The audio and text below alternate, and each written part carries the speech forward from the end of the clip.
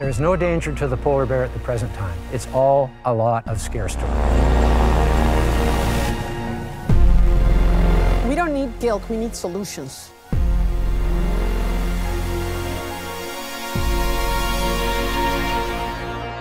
The polar bear season in Churchill only lasts a few weeks. The town and tourism depend on polar bears coming very close to the town limits. However, due to climate change, they don't find enough to eat in the wild, and then they occasionally get too close. I learned that there is a prison for these problem bears. People here don't like to talk about that, not even our guide. Officially, the prison is called holding facility. I have to have a look at it, but that is only possible under the supervision of the conservation office. And I had to promise the conservation officer not to use the word prison.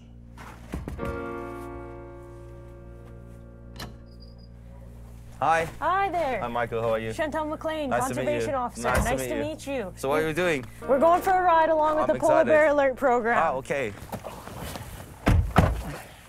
Welcome to Churchill. Thank you very much. You ready It's to exciting go? being here. All right. Really exciting city. Chantal, seeing the gun and seeing the bullets, it seems that people are always in danger here. But I don't feel like being in danger. It's a very calm place. Or is this my fault? In Churchill, we coexist with apex predators. So at any time of day, there could be a polar bear walking down the street just outside of town. And that's when people are going to call us, the Polar Bear Alert Program, and we are going to come move that bear out of town and help it safely on its way. Got it. All right. You ready to go on patrol? Sure I am.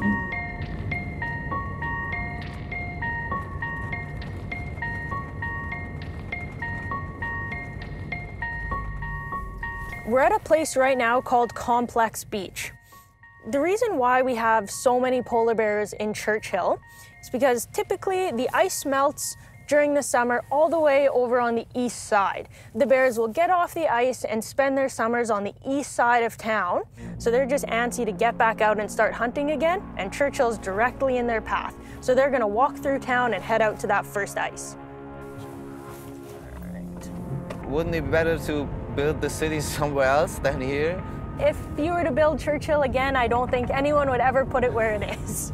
It is directly in the middle of the bear's migration path. So if somebody's calling you, I'm calling you today, and say there's a bear close to my house.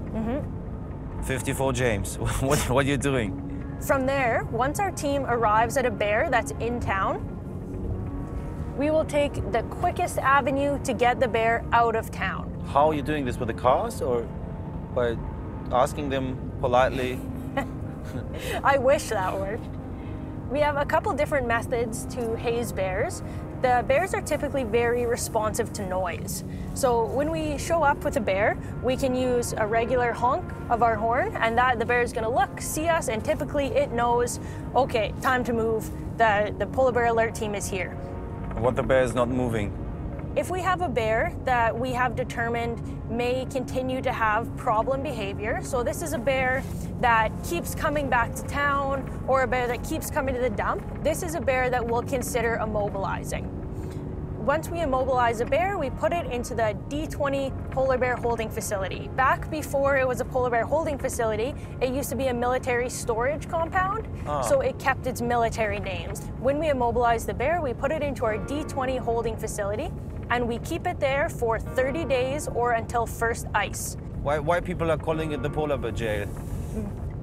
We don't use the term polar bear jail or prison at all. That is not what it is. The bears we deal with, they don't have many options. If they keep coming back to town, they're eventually going to have a negative experience with a human. And by us doing proactive tranquilizing and handling of that bear, we prevent that negative experience from happening. So D20 is the way that we keep the polar bears alive. It's our way of protecting the bears. And how many bears are there usually inside? In the past, it's been full. Last year, full? Full. So how many 28 bears. beds you have? 28? Not right now. Currently, we have 3 bears right now. Last year, we handled 10 bears. So why is nobody allowed to go inside? That's a great question. One of the objectives of the Polar Bear Alert Program is to prevent problem behavior from happening. So that problem behavior can be food conditioning or human habituation. We want to prevent those two problem behaviors. So in D20, none of our bears get any food. They get water or snow, but no food because we don't want them to see the facility and think this means I'm going to be fed. Inside of D20, all the bears are in an individual cell, so they can't see each other and they can't see us as well. We don't want them to get used to seeing us or to hearing our voices, so we spend as little time as possible in there because we don't want them to become used to us. Oh, they can't see each other and they can't see you. Yep. So you're good to hop out if you want here. We are safe. Aha, 3 Bären sind also jetzt hier drin. Und man soll nicht reingehen. While I was trying to get a look into the polar bear jail, we were close enough to hear what Chantal and Caleb were talking about.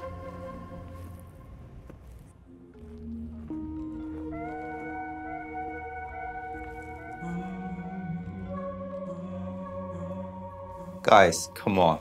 A jail is a jail. And it doesn't matter to the bears how we call it. And other than the bears, I can't stand 30 days without anything to eat. Ich glaube, das ist unsere Straße, das ist unser Pub. Ich brauche jetzt ein Bier. Noch völlig egal, wie das Bier hierher gekommen ist. Ich möchte jetzt ein gutes irisches Guinness. Oh, oh, oh, oh. Okay, das sind Windstärken. Oh, Scheiße. Was machen wir hier? Egal, wo der Mensch hingeht, es gibt immer einen Pub. And in those pubs, you have always these strange people who are telling you unbelievable stories. Unfortunately, filming isn't allowed in the bar, but we took a picture. A guest named Mike shares something with us that we can't shake off. Did you know that you can hunt polar bears in Canada legally? I didn't until I met Mike. Mike delivers goods to remote research stations and villages, and today he wants to introduce us to a friend of his, a scientist. Mike, by the way, is a pilot and a lovely stewardess. Now, guys, Fabian, listen to 5 exits, 2 doors in the front, 2 doors in the back. The front doors, each way you turn, you can open the doors. This one, regular door handles, nothing blocked. This one here is an exit. Emergency kit, first aid kit in here. The ELT, emergency locator in the tail, the switch for that in the cockpit on the left side. Satellite phone under the, behind the co-pilot seat. And weather's good. There's bears in camp. 45 minutes, follow the coastline, low level. That good with you guys? Perfect. All right, Exciting. let's go.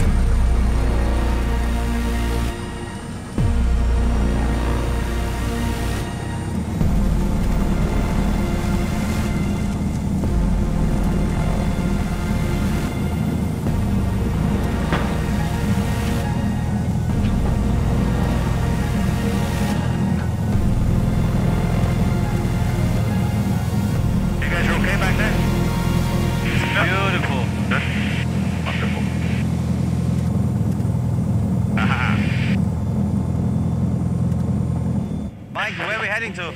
Oh, we're just off Churchill, 10 miles out, and we're heading north-westbound to Gelini River. It's 102 miles from Churchill, and that's where the bear camp is, and we go visit them and see if there's any bears and check it out. I can't forget about what you told us yesterday in the pub, that hundreds of bears are shot here legally in Canada. Who's the guy we're going to meet right now? What will he tell us?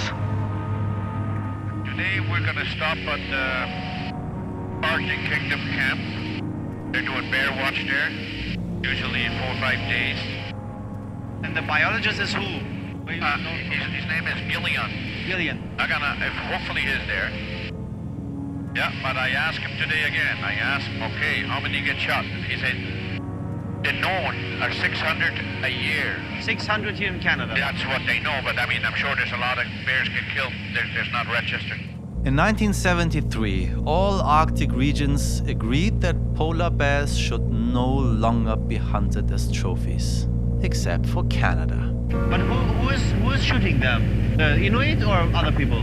You know, anybody can buy a license, I guess. And these licenses are easy to buy, yeah? It's no problem. No problem. Money buys everything in this world. You know, we've been to this tundra buggy tour, this polar bear safari, and I saw a mama bear there with a cub. And, you know, I can't believe that somebody's going to shoot them. Why? Yeah, just go on Facebook and check out all the pictures, all the posts.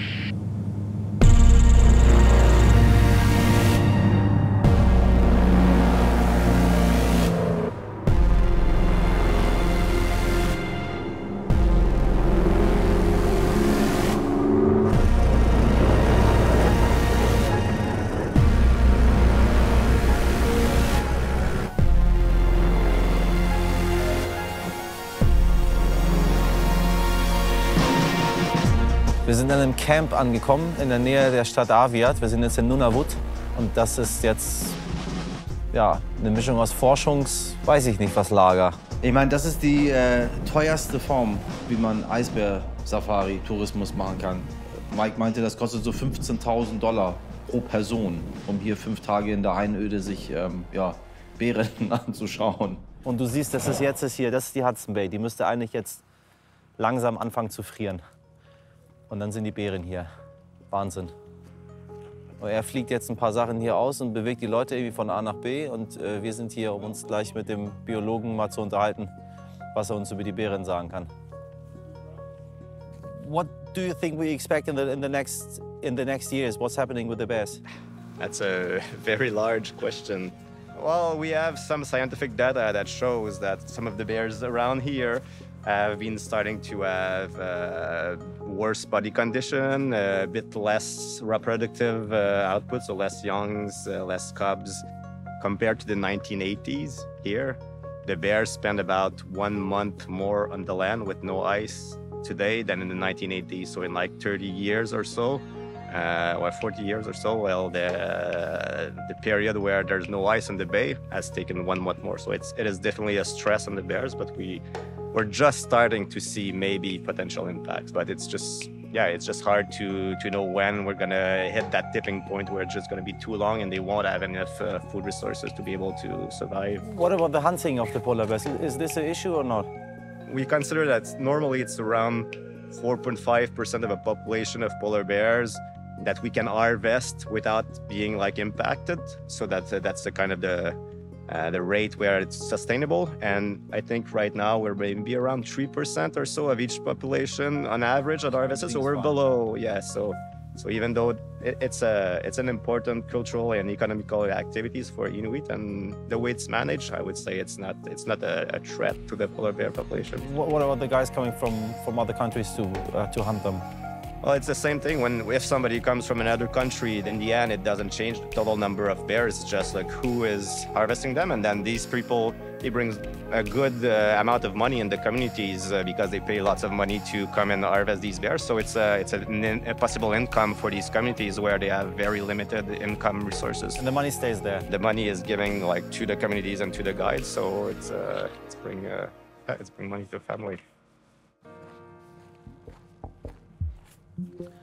Also der Biologe, der uns angeblich erzählen sollte, dass 1000 Eisbären hier im Jahr getötet werden, erzählt uns jetzt was ganz anderes und sagt ganz im Gegenteil, das ist eigentlich eine total gute Situation. So, es gibt Regeln, so und so viel Eisbären darf man jagen, die Inuit bekommen dafür Geld und können sich dafür Dinge leisten. Also eine Win-Win-Situation.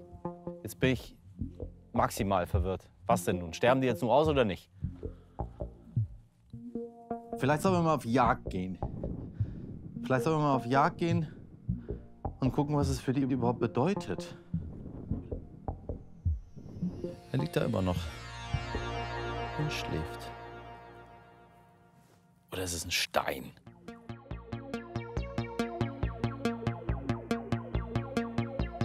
You know, I think it's okay to be confused. It's science. People like me are always confused. In the end, you just need research and research and research and research, talking to people, putting all together, and getting the big picture. That's my opinion. I think it's time to say goodbye to Churchill. My mission is done here. I found somebody I thought he might be best for answering my questions about the polar bears. He's living on Vancouver Island.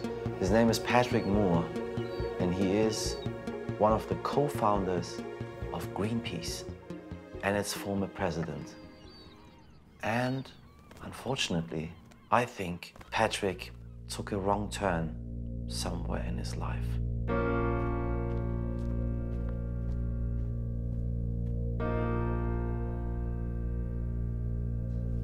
Oh, this looks like an argue.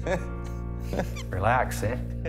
Patrick Moore from 1971, who was on this Greenpeace boat.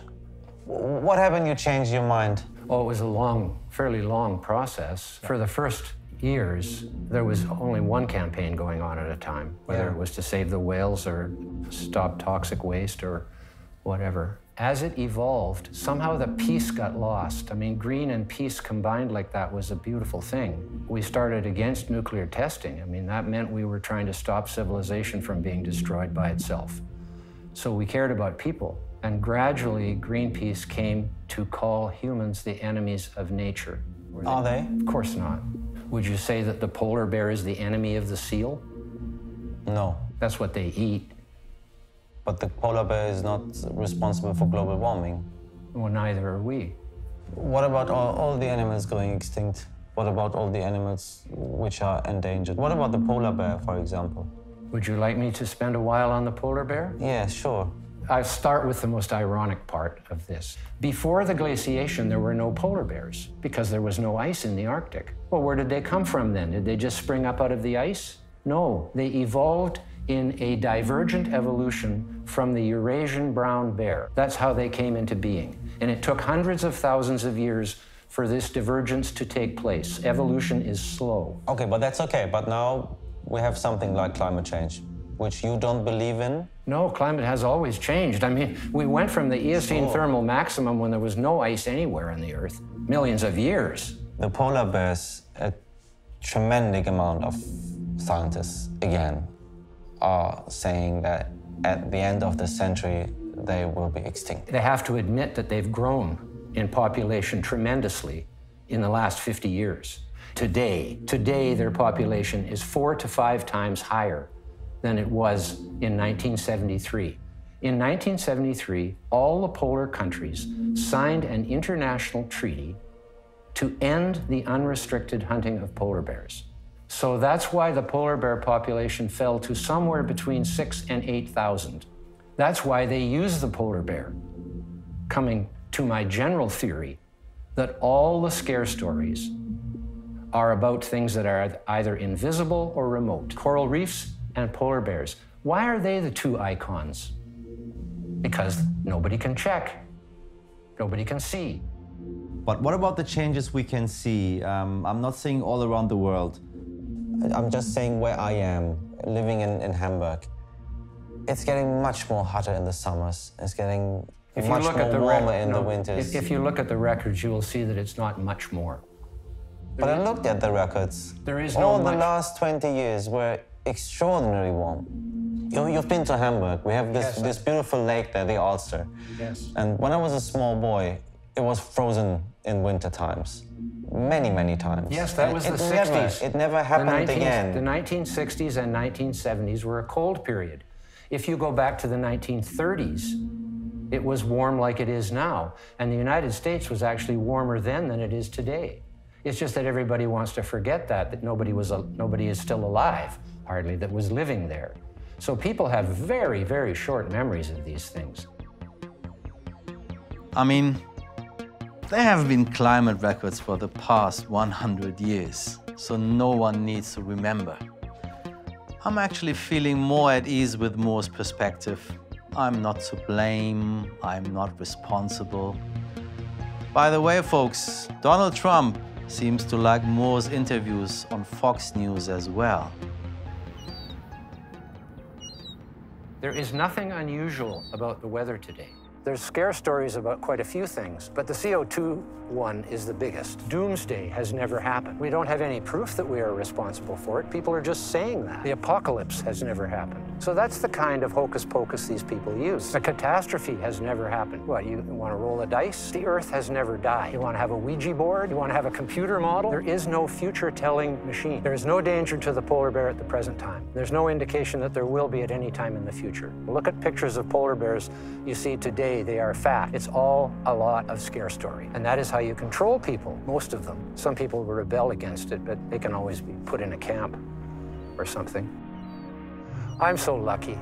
Look where I live. A beautiful place. Patrick Moore earns his money as a lobbyist, for example, for the nuclear industry. Man ist am Ende immer sehr verwirrt, wenn man mit diesen Menschen spricht. Es erinnert mich immer so ein bisschen an Leute, die sagen, ja, irgendwann wirst du schon erkennen, dass er da oben existiert. Und ich glaube, dass er da oben existiert. Aber mir ist das scheißegal, ob du das glaubst oder nicht. You know, I deeply believe in destiny. How else would you explain that exactly next door to Patrick Moore, somebody is living who is now telling me that there is a future-telling machine? Cristina Mittermeier is one of the most famous wildlife photographers on Earth, especially on polar bears. Cristina, making photography of the nature is a kind of war photography. You know, it can be, if that's what you decide to focus your lens on. I try to make a photography that is more visionary and hopeful. So I try to paint a picture of the future I would like to see. When we think about the polar bears, we are here in Vancouver Island. It's not that far away from the snowy part of the world. You had many of them in your photography. Polar bears are incredibly strong, resilient, adaptable animals. That's why they've survived for so long. But they cannot survive when the sea ice, which is the ice that forms on the top of the ocean, melts for longer and longer periods of time. Because the polar bears, as you know, hibernate for a long, long time and they don't feed. When they come out, they need that ice to hunt. So they use it to walk on the ice and then they capture the seals that they feed on. As the ice disappears over the summer, they just don't have that platform to hunt from. So they are stuck on land where it's really, really difficult to hunt. So they're starving. A lot of them are very smart animals. They're moving closer to towns and communities, and they're looking for trash, and they're looking for pets, and they're getting in trouble. They're getting shot at. Are they going to extinct? You know, the estimation at the current rates is that in 50 years, we will no longer have polar bears around the world. Some people are saying, oh, we see so many more polar bears now. Well, they are not out there in the sea ice. They're stuck on land. They're close to communities. They seem to be more plentiful, but they're not. And we are going to lose them. So what? So what if we lose polar bears? Who cares? It's an indicator of what's coming next. If we lose the sea ice, if we lose the polar regions, we've lost the air conditioning for the planet. And the balance of temperature and weather and climate will be changed forever. Who cares about the polar bears? Who cares? Yeah, if you don't care about the polar bears, then you are dooming yourself and the rest of us. So everybody needs to care. How to teach the people these things? Because I think good sense is not, it seems not to be enough. I think it's really important to know that there's a moment happening right now, a cultural moment on our planet, where the leadership of all of our countries are talking about this. It was easy to ignore until a few years ago. It is imperative that you and I, as citizens, find a way to express our voice. That's everything I've tried to do with my career, is give an opportunity for everybody to say, hey, I would like to live on a living planet too. I don't want to die in a planet full of disasters and catastrophe and scarcity and hunger and, you know, terrifying poverty. We have to understand the power of the people. If we organize, if we speak loudly, hopefully, in an inspiring way about the planet we want, our leaders and the corporations that we buy from should listen. hey, let's not give up. No give up. You give me power today, really. Of course, yeah. I doubt so much doubt sometimes. I say, why I'm doing that? You know, and everybody feels guilty. You know, oh my God, I don't want to have a cup of coffee because the planet is going to die. We don't need guilt, we need solutions. Polar bears are just knocking on our door saying, hey, we're in trouble, you're about to be in trouble too. Jetzt mal so rein journalistisch. Würdest du das machen? Würdest du auf so eine Jagd gehen? Boom, boom, boom, boom, boom, boom. It's quite a simple story. The Arctic is warming, the sea ice is disappearing, polar bears rely on sea ice to survive.